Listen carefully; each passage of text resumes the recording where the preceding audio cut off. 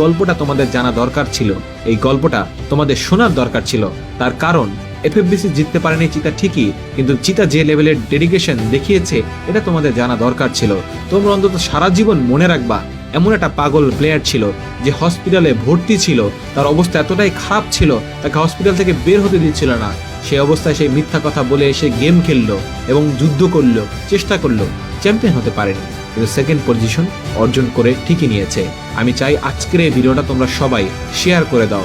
হয়তো একদিন চিতা চ্যাম্পিয়ন হবে, হয়তো একদিন জ ব্রেকার্স চ্যাম্পিয়ন হবে, কিন্তু তাদের এই গল্পটা হয়তো কোনোদিনও বলা হতো না। আজকের এই গল্পটা আমি বলে রাখলাম।